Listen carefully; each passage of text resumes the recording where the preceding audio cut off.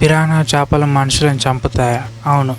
అయితే ఈ పిరానా చేపలు ఎక్కువ సౌత్ అమెరికా, వెలెంజా and Brazil and Colombia and Amazon అడవులలో ఎక్కువగా ఉంటాయి. అండ్ ఒరినోకో రివర్ బాసిన్స్ లో కూడా ఎక్కువగా ఉంటాయి. అయితే ఈ పిరాన్హా అనే చేపలు సెర్రస్ అల్మిడా అనే ఫ్యామిలీకి చెందినవి. అయితే ఇందులో ఫాకస్ వంటి దగ్గరి సంబంధం ఉన్న సర్వభక్షక అనే చేపలు ఉన్నాయి. అయితే ఇవి ట్రెడిషనల్ గా ఫ్రిస్టోబ్రికాన్, ఫైగోసెంట్రస్, ఫైగోప్రిస్టిన్, సెర్రస్ అల్మస్ అనే 4 జాతులు ఉంటాయి. అయితే వాటి ప్రత్యేక దంతాలు అనేవి పదునుగా ఉంటాయి. ఇవి ట్రయాంగిల్ షేప్ లో ఉంటాయి. సో ఇవి వేటాడడానికి వాటికి ఉపయోగకరంగా ఉంటాయి. ఇప్పటికీ అయితే కొన్ని రీసెర్చ్ ప్రకారం ఏంటంటే సెర్రస్ అల్మిడే అనే ఫ్యామిలీలో సెర్రస్ అల్మినే అనే ఒక సబ్ ఫ్యామిలీ ఉంది. అయితే ఈ సబ్ ఫ్యామిలీలో మెయిన్ జాతి అయిన మెటినస్ మినహాయించి మిగతా అన్ని పిరాన్హా చేపలను సిల్వర్ డాలర్ అని పేరు పెట్టి పిలుస్తారు. అయితే ఈ పిరాన్హా జాతులలో పైకి తక్కువగా ఉన్నాయి, 60కి ఎక్కువగా ఉన్నాయి, ఈ మధ్యలో ఉండడం జరుగుతుంది. సో అదే విధంగా వీటి యొక్క వేట అనేది వేగంగా ఉంటుంది. అండ్ ఇవి ఎప్పుడు గుంపులుగా ఉంటాయి. సో సింగిల్ గా ఉన్నాయి. అయితే ముఖ్యంగా ఈ పిరాన్హా అనే చేపలు అనేటివి అమెజాన్ అడవులలో, అదేవిధంగా బాసిన్, ఒరినోకో, గయానాస్ నదులు, పరాగ్వే, పరానా, సావో ఫ్రాన్సిస్కో అనే నదులలో ఇవి ఉండడం జరుగుతుంది. కానీ వీటి యొక్క డెవలప్మెంట్ అనేది వేరుగా జరుగుతుంది. అయితే ఇప్పటికీ టోటల్ గా 38-39 జాతులు గుర్తించడం జరిగింది. సో అందులో అమెజాన్ 20 జాతులు, ఒరినోకోలో 16, పరాగ్వే, పరానాలో 3, సావో ఫ్రాన్సిస్కోలో 2. ఈ విధంగా రీసెర్చ్ ప్రకారం ఇవి గుర్తించడం జరిగింది. సో ఇవి వివిధ నదులలో ఇవి జీవించడం జరుగుతుంది. కానీ కొన్ని ఎర్రబొడ్డు పిరాన్హాల చేపలు అనేటివి అనేక ప్రాంతాలలో నివసించడం జరుగుతుంది. అయితే ఈ పిరానా చేపలలో వాటి జాతుల బట్టి వాటి యొక్క సైజ్ అనేది మారుతుంటుంది. 12 నుంచి 30 సెంటీమీటర్లు పెరుగుతుంది. అంటే 5 నుంచి 14 అంగుళాలుగా పెరగడం జరుగుతుంది. అదేవిధంగా కొన్ని పెద్దవిగా ఉంటాయి. అయినా రెడ్ బెల్లిడ్ అనే పిరానా చేపలు అవి 50 సెంటీమీటర్లు అనగా 20 అంగుళాలుగా పెరగడం జరుగుతుంది. సావో ఫ్రాన్సిస్కోలో 60 సెంటీమీటర్లు అనగా 24 అంగుళాలుగా పెరగడం జరుగుతుంది ఈ పిరానా చేపలు. అయితే 8 నుంచి 10 మిలియన్ల సంవత్సరాల క్రితం మెగా పిరానా అనే ఒక చేప జాతి ఉండేది. ఇది 71 సెంటీమీటర్లు అనగా 28 అంగుళాలకు పైగా ఉండేది. సో బహుశా అది 120 సెంటీమీటర్లు అనగా 50 అంగుళాలుగా ఉండవచ్చని అంచనాలు వేయడం జరిగింది. అయితే ఈ పిరానా చేపలలో అత్యధికంగా వాటి యొక్క పదునైన పండ్లు అనేటివి చాలా పదునుగా ఉండడం జరుగుతుంది. సో ఇవి ఎక్కువగా సౌత్ అమెరికా సైడ్, చాలా బ్రెజిల్ సైడ్, అదేవిధంగా కొలంబియా ఇలాంటి ఏరియాలో అధికంగా కనబడడం జరుగుతుంది. అయితే ఇందులో నల్ల పిరాన్హా అనే చేప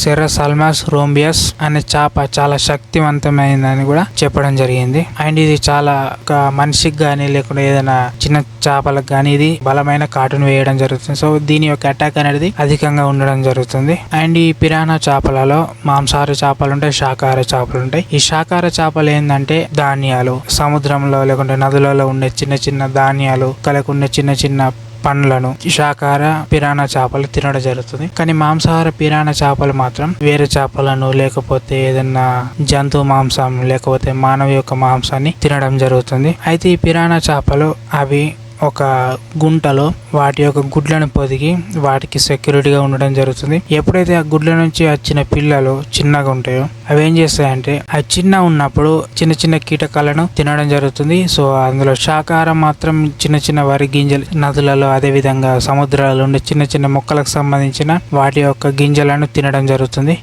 కానీ మాంసాహార చేపలు మాత్రం అవి రొయ్యలు కానీ లేకుంటే ఏదైనా కీటకాలు లేకుంటే పురుగులను మాత్రం తినడం జరుగుతుంది. సో ఎప్పుడైతే అవి పెద్ద పెరుగుతాయో మాంసాహార చేపలు మాత్రం వేరే చేపలను తినడం జరుగుతుంది. ఈ విధంగా వాటి యొక్క సర్కిల్ అనేది పెంచుకోవడం జరుగుతుంది. ఇవి ఎప్పుడు గుంపులుగా ఉంటాయి, కానీ సింగిల్ గా ఉంటాయి. ఏదన్నా అటాక్ జరిగినప్పుడు లేకుంటే ఏదైనా చేపలని వేటాడాలంటే ఇవి గుంపులుగా వెళ్ళి వాటిని వేటాడి అవి తినడం జరుగుతుంది. అయితే ఇవి పిరానా చేపల యొక్క దంతాలు అనేవి చాలా పదునుగా ఉంటాయి. సో అదే విధంగా వీటిని చాలా విధాలుగా ఉపయోగించడం జరుగుతుంది. అయితే సో వీటి యొక్క దంతాలు అనేవి జుట్టు కత్తిరించడానికి, అదే విధంగా కలప తీయడానికి వీటిని ఉపయోగించడం జరుగుతుంది. బ్రెజిల్ లో ఉన్న కొన్ని ఏరియాలలో, కొన్ని ప్లేసులలో మయూర్ అండ్ షావంటే అండ్ బొలివియాలోని పకాహూరతో అనేక సౌత్ అమెరికాలో కొన్ని తెగలు ఇలాంటి ఆచారాన్ని పాటించడం జరుగుతుంది. అండ్ వీటిని మత్స్యకారులు వల వేసి పట్టుకోవడానికి వెళ్ళినప్పుడు వీళ్ళు చాలా ప్రాబ్లం ఫేస్ చేయడం జరుగుతుంది. మత్స్యకారులు ఆ చేపలను పట్టేటప్పుడు వాళ్ళని ఇవి కాటు వేయడం, అదే విధంగా కొరకడం, లేకుంటే వాళ్ళ మీద అటాక్ చేయడం ఇలాంటివి జరుగుతాయి. ఎందుకంటే ఇవి గుంపులుగా ఉంటాయి కాబట్టి. సో వీటిని పట్టేటప్పుడు చాలా ప్రాబ్లమ్ ని ఫేస్ చేయడం జరుగుతుంది. చాలా మంది ప్రజలు ఈ పిరానా చేపలని తినడం జరుగుతుంది. చేపలు పట్టే వాళ్ళు చాలా కష్టంగా వీటిని పట్టుకొచ్చి వీటిని అమ్మడం జరుగుతుంది. సో కొన్ని కంట్రీస్ లో వీటిని పట్టడం, అమ్మడం చాలా నిషేధం. యుఎస్, అమెరికాలో అండ్ ఫిలిప్పీన్స్ లో వీటిని అమ్మేటప్పుడు, కొనేటప్పుడు గవర్నమెంట్ చూసిందనుకో, లేకుంటే ఎవరికైనా సేల్ చేసేటప్పుడు, లేకుంటే వీటి యొక్క జాతిని కంప్లీట్గా డిస్ట్రాయ్ చేసే వాళ్ళని చూసిందనుకో, US government and Philippines government వాళ్ళు పట్టుకొని వాళ్ళని జైలు వేయడం జరుగుతుంది. 6 నెలల నుంచి 4 సంవత్సరాల వరకు కూడా జైల్లో వేయడం జరుగుతుంది. వాళ్ళకి కఠినమైన శిక్ష విధించడం కూడా జరుగుతుంది. ఇప్పుడు మనం పిరానా చేపలు చేసిన అటాక్స్ గురించి మాట్లాడుకుందాం. అయితే ఈ పిరానా చేపలు అనేటివి జరిగిన అటాక్స్ లలో ఎక్కువ శాతం చిన్నపిల్లలకి అటాక్ కావడం జరిగింది. పెద్దవాళ్ళకి కంటే చిన్నపిల్లలకి చాలా అటాక్ అనేది జరిగింది. సో అదేవిధంగా ఇవి ఎక్కువగా గుంపుగా ఉండడం వలన ఒకేసారి మీద పడి మనుషుల యొక్క చర్మాన్ని తినడం జరుగుతుంది, కొడకడం జరుగుతుంది. బ్రెజిల్లోని పాల్మా సిటీలో సమీపంలో 2007లో టొకాంటిన్స్ అనే నది ఆనకట్ట బ్రిడ్జిలో 190కి పైగా అటాక్స్ కావడం జరిగింది. సో అదేవిధంగా చాలా మంది గాయాలు కావడం జరిగింది, కానీ ఎవరు చనిపోలేరు. 2009 సావో పోలో అనే స్టేట్ లో టైటే నదిలో జరిగిన వరుస దాడులలో 15 మందికి పైగా అటాక్స్ కావడం జరిగింది. 2011 బ్రెజిల్ పిఐ స్టేట్ లో జోజ్ డి ఫ్రీటస్ లో జరిగిన మరో వరుస అటాక్ లో ఫలితంగా 100 మందికి పైగా అటాక్స్ కావడం జరిగింది. అయితే ఆ 100 మందికి పైగా చాలా మందికి కాలిపై, మడిమెలపై చాలా అటాక్స్ కావడం జరిగింది. సో అదేవిధంగా వాళ్ళకి సివియర్గా ఇంజురీ కావడం కూడా జరిగింది.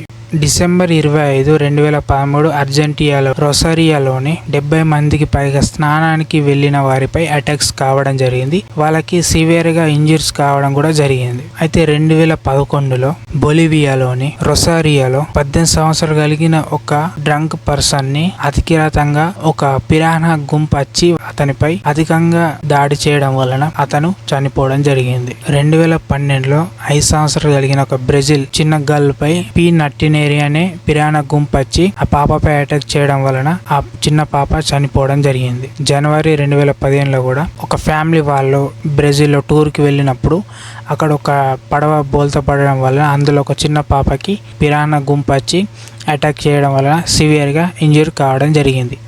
సో ఈ విధంగా ఇంతమందికి అటాక్స్ కావడం జరిగింది. అందులో చిన్నపిల్లలు చనిపోవడం జరిగింది. అదేవిధంగా 18 years ఒక పర్సన్ కూడా చనిపోవడం జరిగింది. ఈ విధంగా సివియర్ అటాక్స్ అనేటివి ఎక్కువగా బ్రెజిల్ అండ్ సౌత్ అమెరికా ఇలాంటి నదులలో జరుగుతుంది. చాలా కంట్రీస్లలో పిరానా చేపలు ఉండే ఏరియాలలో నోటీస్ బోర్డు పెట్టడం జరుగుతుంది, డేంజర్ బోర్డు పెట్టడం జరుగుతుంది. ఎవరైతే ఆ బీచ్కి వెళ్తున్నారో, ఎక్కడైతే ఆ పిరానా చేపలు ఉంటాయో అలాంటి బీచ్లలో danger board and notice board పెట్టడం జరుగుతుంది.